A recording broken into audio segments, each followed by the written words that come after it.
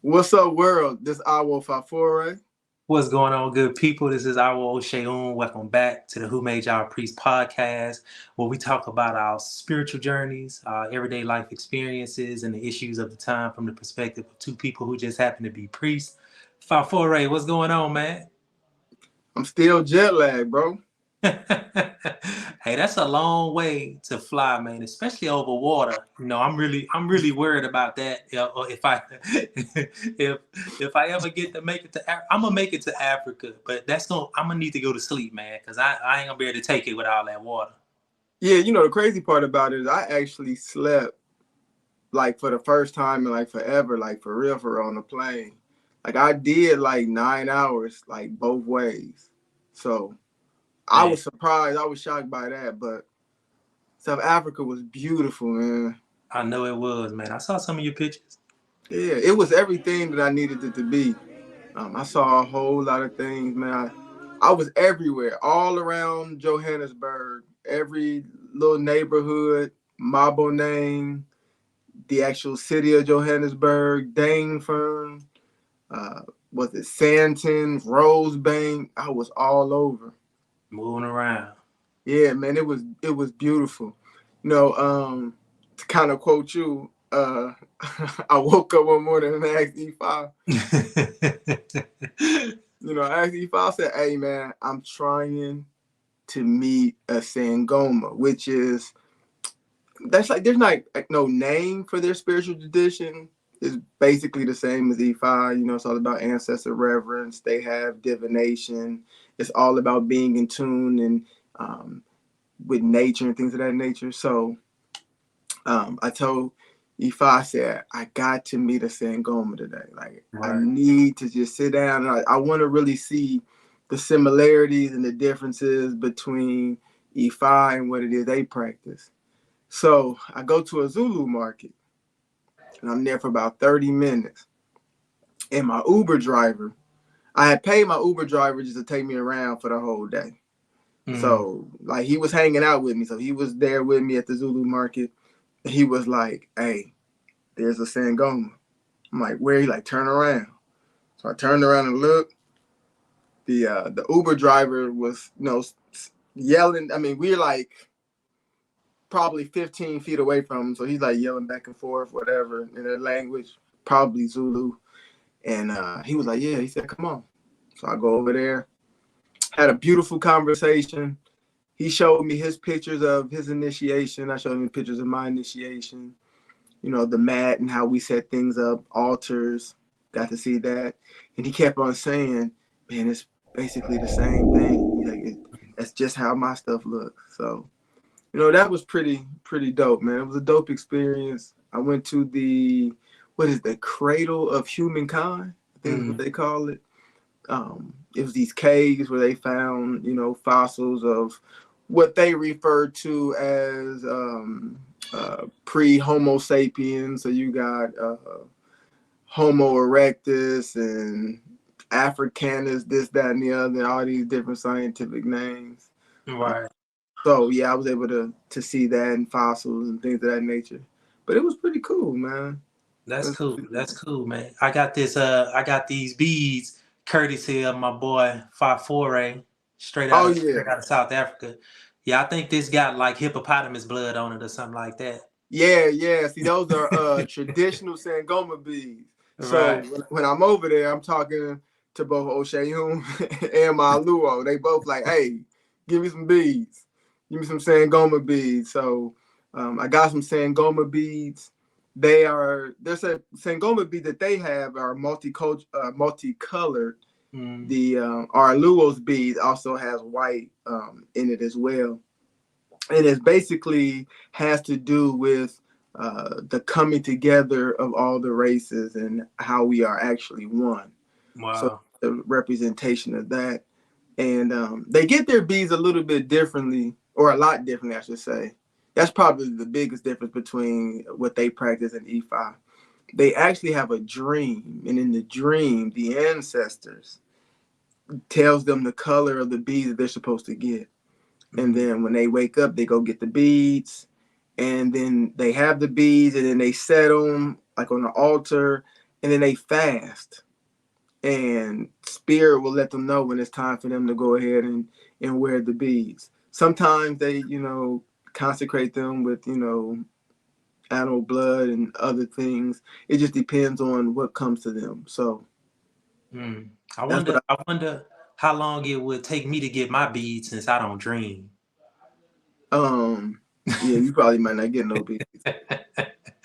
Yeah, I wouldn't be able to get no beads, man, because I hardly ever dream or Yeah. remember my dreams. I hardly ever remember my dreams. Now you'll remember this because you will be in the spirit of the initiation process. So you'll have you a good little dream, man. Get you some beads. I'm be full of that psilocybin or what? Yeah, probably. Or you'll be the only Sangoma without no beads. Right.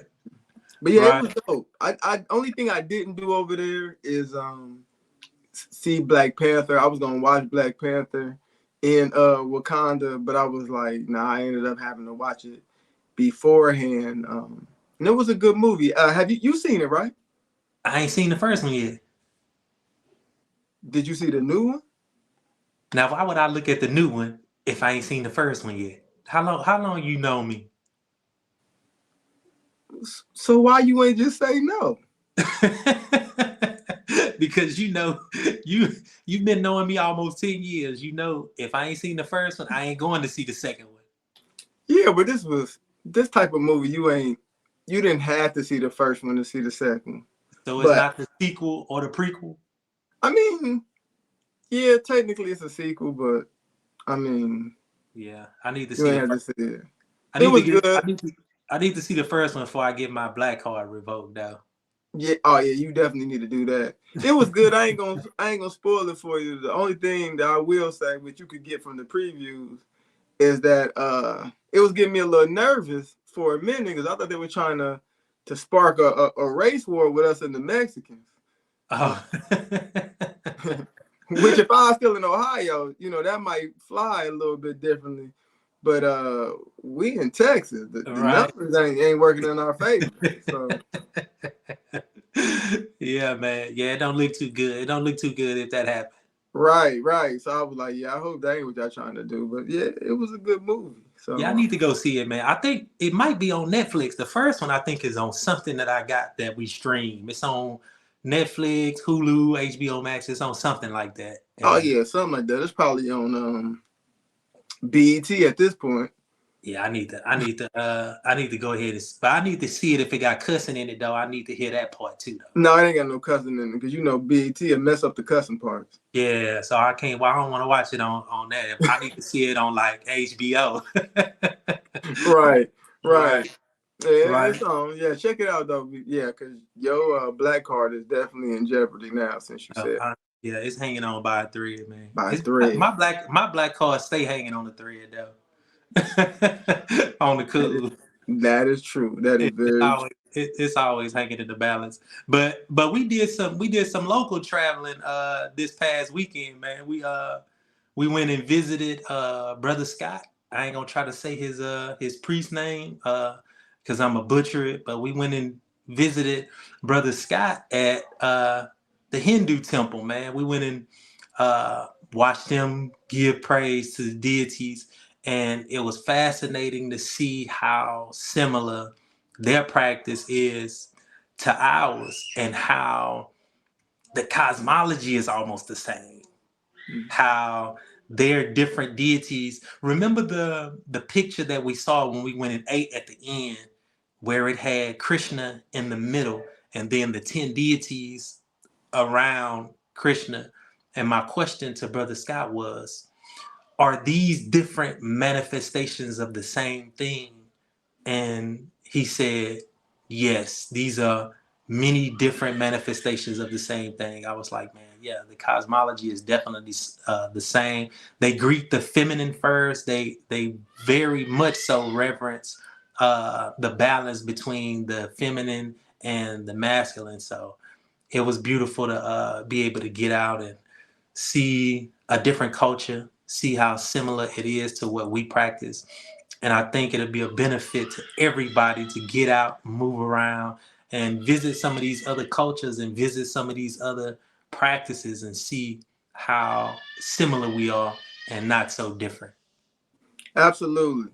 You know, one of my favorite paintings that they had was the one where Krishna was playing the flute, trying to appease the divine feminine. Right. So I like that. Also, one of the things that really made me feel like, yeah, this is definitely E5 with some different spices. Is there was a part in there where Scott was breaking down what was being said, because there's times where the speaker was speaking English and then would go into either Hindi or Sanskrit. I don't speak either one of them, so I can't tell you which one is which. Right. But he was breaking it down, and in that he made a comment about something. I was like, so it sounds like what you're saying is that in the Hindu tradition, everything is sexual. He said, absolutely, everything is sexual. Right. And Luo says that all the time. All the time, all the time. And the part about Krishna playing the flute, he told us that was a phallic symbol. Right, absolutely. Right. Yeah. Just like the tapper. It was deep. That was deep. That was deep. We also witnessed them shaking what would be the equivalent to a iroke. And then we also saw them use what would be the equivalent of our horsetail. So they used many of the same things that we use in Ifa. The cosmology is almost identical. Their reverence for the divine feminine and the balance with the divine masculine is very similar. Very similar. So people definitely need to get out, try these different cultures, these different spiritual systems, these different religions, and see how similar we are and not focus on our differences. Absolutely. Well said, O'Shea. Thank you. So yeah, family, this is our last episode of season 2. Sadly. This is when everybody's supposed to start crying. Exhale at the same time. Right. Y'all send us y'all crying emojis. Absolutely. Man, this has been a great season. It has been. A great season. Now, if you remember, if y'all go back to season 1, we told you we were going to do something a little bit different this season. Seasons past, we talked about our experiences. We talked about things that we were experts or stuff that we had studied, tremendously. So kind of felt like we knew what we were talking about. This season, we took you guys on a journey with us as we went on a journey to understand the divine feminine. Right. So here we are after multiple different episodes of talking about the divine feminine, sitting with our Luo. Now we talked to Ebony, the ordained minister in the Christian church. We talked to our homegirl Haya in the Nation of Islam. We talked to several of our god sisters who are all priests of Ifa. And here we are. So Oshayum, after all of that, what have you learned about the divine feminine? I learned a lot, man. I learned a lot about the divine feminine. Before these episodes, my knowledge about the divine feminine was zero, just about zero, or if not real close to zero. When I thought about the divine feminine before talking to the ears, before talking to Haya and Ebony, I thought about the divine feminine as being womanly, or being effeminate, or being overly emotional. After talking with them, not so much now. I see the divine feminine now as almost the void. I see it as what it means to just be. And Ifa will taught that the left side is the feminine side, and it sits directly opposite the masculine side on the right side. And now I see the divine feminine as to be. And that means that inside of the divine feminine, is everything, every possibility, every potentiality, everything that could ever exist, everything that did exist, that exists now, and that will ever exist, exists inside of the womb of the divine feminine. Um, and that potentiality is what gives birth to everything that we know and that we don't know. I see the divine feminine as taking input and giving output. Here on the physical plane, the physical woman takes the input of the male semen and gives the output of a rebirth ancestor. Uh, but the divine feminine seems to take direction from the divine masculine. Only within the womb of the divine feminine, where everything is, can the divine masculine say, we need this, we need that, we need this, we need that. And she gets that and gives birth to it. So my thoughts about the divine feminine now have really expanded. They really expanded. And now I can see the aspect of the divine feminine in the Genesis story. I think about when the Bible says, God said, let there be light. Mm-hmm. This is the masculine aspect of God directing. And then the scripture says, and there was light. And for me, that's the divine feminine giving birth to what the divine masculine has directed her to give birth to. So I definitely see the divine feminine differently now. I still have a long way to go as far as really internalizing that information and being able to find some balance within myself between the feminine and the masculine. But I am well learned in the divine feminine now. So what about you, man? Where were you before this season and where are you now? Well, I was pretty much in the same place that you were. I basically looked at the divine feminine, just take off the word divine and just have the word feminine. I thought about the mundane characteristics that are inherently feminine, or inherently traits that women have. So again, it was softness. It was being gentle, being submissive. It was the feminine aspect of women being, prissy and, catering to their looks and, being prim and proper, that type of thing. Right. But what I realized is that we knew what the divine feminine was all along. We just wasn't paying attention. That's usually how I go. Like from the time that we got our E-days and they were put on our left wrist to signify mystery. That was our first introduction to the divine feminine. We just weren't paying attention. Or we were losing the word divine in the divine feminine. What I realized is that the divine feminine is that aspect of God that resides within us.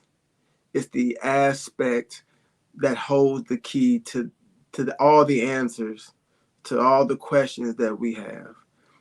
All the things about what we should be doing, all the things about where we should be going. That is the divine feminine. You made a comment on an episode about women being more spiritual innately than men. And that's because women in general have a tendency to be more in tune with their feelings. And that sensing, that those emotions, that intuition, that is a force of the divine feminine. Those things are aspects or tools of the divine feminine. It's that gut feeling that you have that says, you shouldn't do this when we decide to do it anyway. What I realize is the divine feminine is not just spirit, but it actually manifests itself. Right. and it manifests itself in the body. When I was doing some reading on the way to South Africa in regards to mental health in the brain, and it talked about how the divine feminine, that feminine energy, when you receive input, is the first to interpret what it is that you are sensing. Things that you experience through the senses, you know, what you see, what you hear, what you smell, what you taste, that passes through the amygdala, which is a feminine part of the brain. It has a feminine characteristics. So even your brain, even the body, has a desire to feel, to understand, to try to know before it acts. Right. Right. So just things going from left to right, from the feminine to masculine, is the natural order of things in many ways. Like you just said, when you go back to the Bible, let there be light. That's the masculine. Well, if it's saying let there be light, what does that mean? That means that we were in darkness. Darkness is the feminine aspect. Right. So what I realized is that the divine feminine has as little to do with sex or being a woman as the divine masculine has to do with being a man. Right. Right. So that's where I am with the feminine. You might get some kickback about that, because we may have a few people that may equate the divine feminine with woman. Mm-hmm. And so the divine feminine does manifest itself in the woman, but the divine feminine manifests itself everywhere. It manifests itself in us. It manifests itself in nature. It manifests itself in the divine laws of nature. It manifests itself everywhere because everything comes from the divine feminine. Right. I mean, the principle of gender states that it manifests itself in the woman and the man on the earthly plane, in the physical plane. That's when I bodied you on the sex versus gender. That's why I said it's the same thing. We just talking about different planes. No. I think people people will come on and go back to that episode and find that that I was pretty much right, that people agreed with me. No, I'm just saying. No, but for real, I learned a lot about the divine feminine. Many of the things that Haya talked about, especially when she made the analogy between the wand and the hat of the magician. That Yes. was that analogy right there was the analogy to help me understand the void, the mystery, the darkness. Baba has told us about that 1,000 times, about the void, the darkness, the mystery. But when she put it in that way, that helped me better to understand what the divine feminine is. She said, you can't know what the woman is or what femininity is unless you are in there. And what I thought about after the recording was over is that then that means that all things know femininity because all things come from the darkness. All things come from inside the womb. So we all carry femininity with us. Yeah, I mean, well, first of all, what she was saying, I mean, it was a dope way to present it. It's the Opon and the Tapper, all over again. And what she was saying about the not knowing part, I mean, it's even in divination.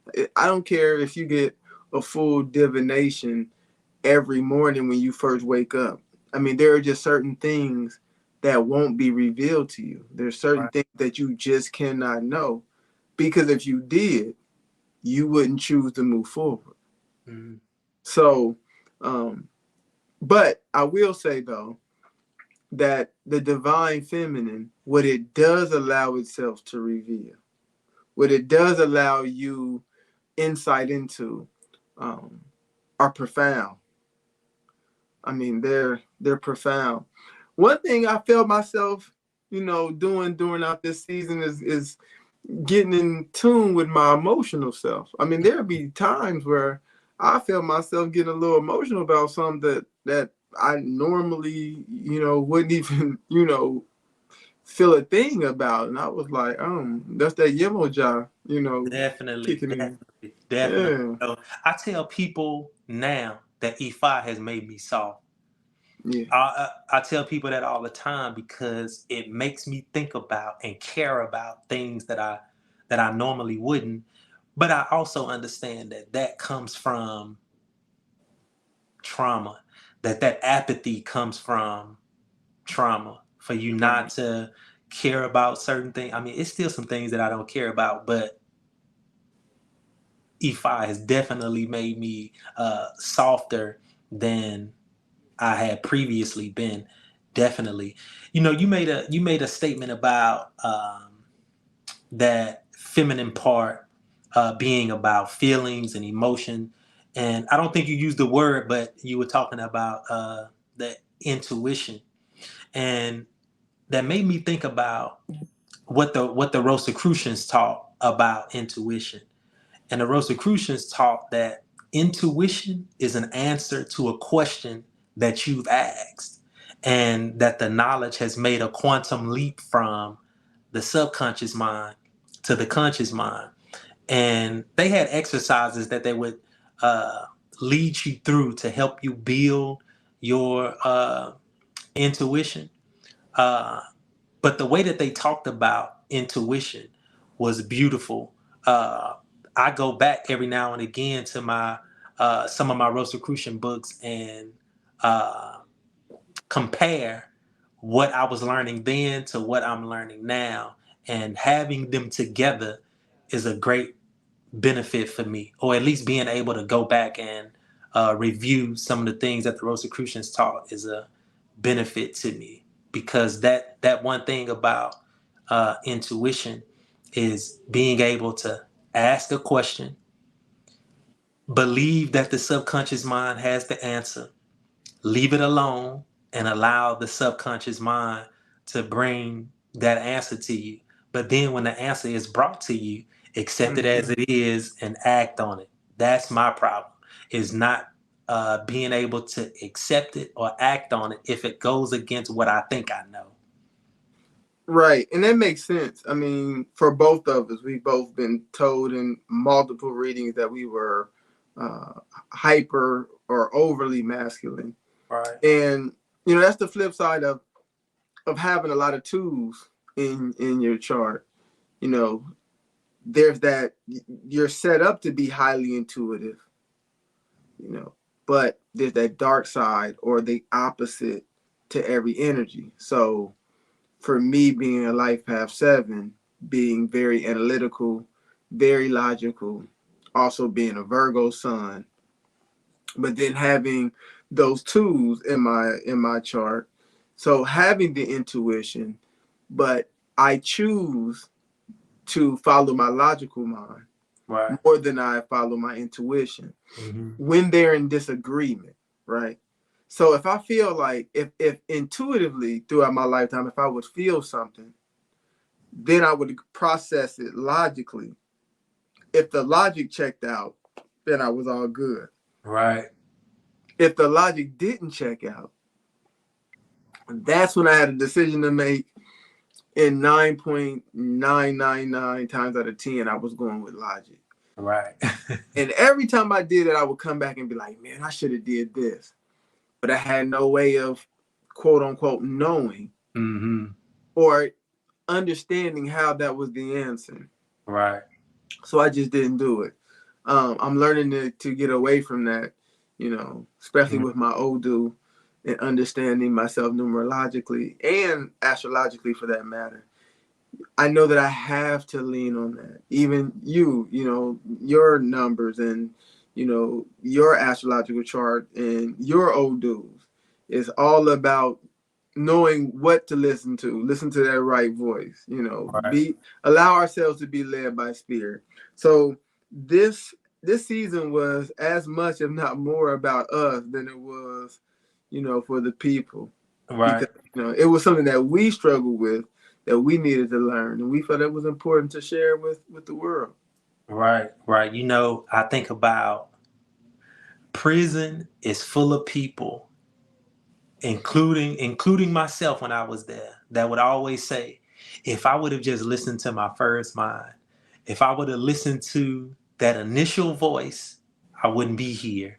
Everybody says that. We all say that. Being overly masculine, trying to figure things out with what we think we know, and not listening to that voice, or not allowing the balance between the masculine and the feminine. And we end up in dark places like that. So I am making an attempt to listen to that voice. It's there. The voice is there. I do feel like though, they say use it or lose it, that at some point I feel like that voice, not that it died, but that it was whispering to me so low that I could no longer hear it because I wasn't using it. And now I'm starting to feel more. I'll give you an example. When I was driving back and forth to Fort Worth to go to work, I could be driving up 45 and see somebody walking. And I don't know, that just does something to me. So I always try to pick people up. If I can help them, they going the same way I'm going, I'll pick them up, right? So what I would do is I would drive ahead of them, pull over, and get out the truck. And I would call this feeling. I'm feeling, should I pick this dude up? Should I pick him up and take him the way I'm going? And I'm kind of trying to feel his vibrations. That's something that I would do. If I felt good about it, then I pick him up, ask him where he going, or her where they going, and drive him up there. And if I got something that just didn't sit right with me, I would just get back in my truck and drive off. So I started kind of back listening to that voice. I can hear it now. I still battle with what I hear and what I think I know, but it's starting to speak loudly to me again. Yeah, what's crazy, and I haven't told anybody this. I haven't shared this with anybody. Something that's been happening to me, I don't know, man, the last couple of years maybe, is I'm starting to sense my intuition speaking to me, where I'll be around somewhere, something to happen, and I'll start to get this tingling in my head. It's weird. I don't know where it came from. I feel like Spider-Man with the spider senses. Like, I don't know when it started. I can't tell you exactly where it happened, but it was like it was like my intuition was screaming, like, yeah, that's it. You know what I'm saying? Like, somebody might be telling me something, and then I'll get that vibration. It's like a tingling in my head. It's like a confirmation. And I'll be like, oh, that's what they saying is legit. All right, bet. Or I might be in priest mode and I might be talking to somebody about something. I might be going down a path, and then I'll feel it. And I'll be like, oh yeah, okay, so I'm on it. That's it. Right. Going. Right. Cool. So we want to give some special shout outs for people who have helped make season 2 extremely memorable. For sure. First and foremost, we want to give a shout out to Kurt Kareem. He is the one who edits our videos. Right. So season 1, we had no videos. It was audio. We didn't edit anything. We just went with the flow, and what you got is what you got. This season is video. We wanted to make sure it was edited up nice for you. And Kurt has definitely done a great job doing that. So Kurt, we greatly appreciate you. Without you, I don't even want to imagine what the videos would be looking like. Right. Right. We appreciate you, Kurt, man. Y'all check Kurt out, man. If you need some editing or anything, any of your videos, man, hit my boy Kurt up, man. We're gonna put his info in the description. Mm-hmm. Also, we want to give a huge shout out to my brother, to my friend, to my frat brother, my front, my Trey, Michael Wilson. Brother Mike. So each episode that comes out, especially the ones where we have a guest, we'll have a reel. And Mike is the one who puts those reels together for us. I'll give him like some brief little highlights. Hey, this is who Oya is. This is who Yemoja is. And then he'll just take that little bit and then he makes masterpieces. So thank you, Mike, for the reels, man. You have made marketing and advertising our show fantastic. And without you, we would just be putting up pictures and some words like, hey, tune in. Shout out Mike, man. We appreciate you, man. We appreciate you. Y'all hit Mike up too, man. Mike also got his own podcast out there, man. I got a story to tell, man. Y'all go listen to my boy, man. He be going out. Yeah, he be going in. Hilarious storyteller, living in his purpose. He's a Life Path 5. Makes him a good storyteller. Also, though, while we plug in podcasts, Kurt, again, the one who edits the videos for us, and my brother Diallo, they actually have a podcast, Church After Hours. Diallo was the one who I did the episode with about our trip to Panama. So check them out, Church After Hours, and check out I Got a Story to Tell. Yeah, man, y'all check our people out, man. And lastly, but most importantly, we want to thank you, the viewers. Man, we got people since season 1, right, who after every episode, hits us up, text message, hits us up on the Who Made Y'all Priest Instagram account, and we'll just go back and forth, a blow by blow, just breaking down the episode, what they thought, and man, we love that type of thing, man. Like, that's what makes this all worth it.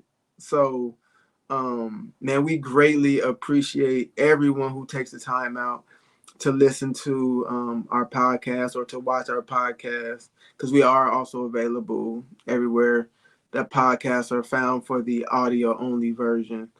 And we just greatly appreciate y'all, man. Like, people who support us, man, we get a lot of love.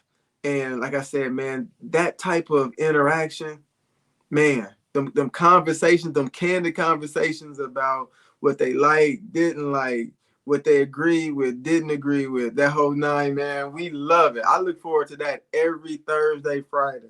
Right.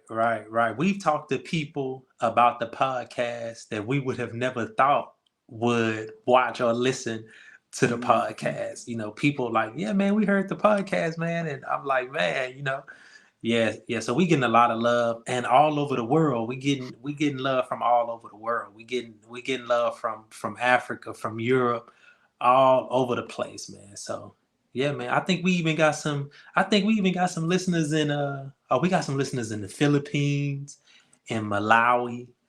We're in at least 15 countries. Right. At least. Right. They listening to us. And then we just got the information that said that we were in the top 15% of podcast share globally. So, yeah, for our genre. Yeah, for our genre. Yeah. Yeah, man. So yeah. So y'all stay on the bandwagon. For those of y'all that are not on the bandwagon yet, y'all get on early. Get on early, man. We got enough room for everybody. Absolutely.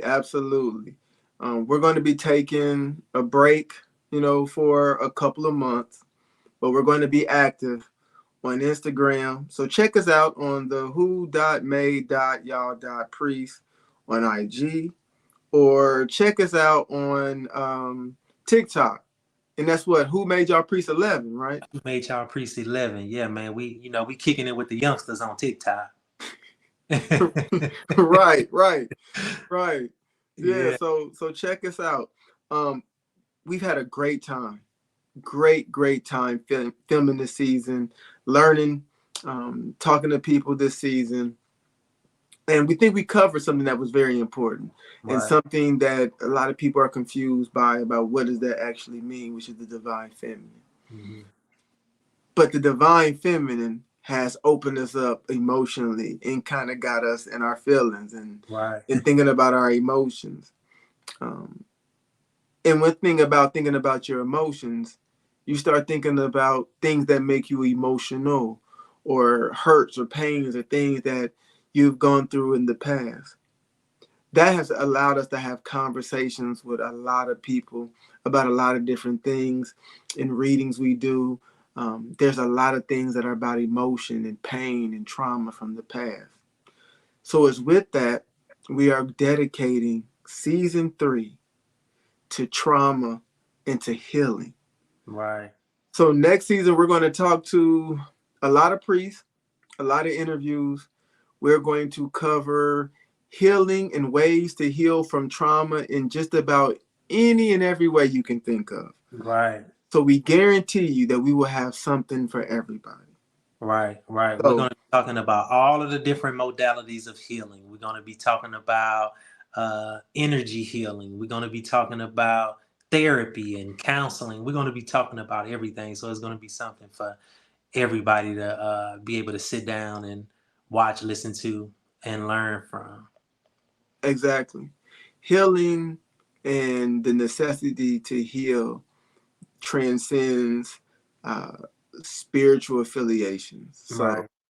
whether you practice Ifa or not, whether you practice a religion or if you're agnostic, you will be able to find a way to heal.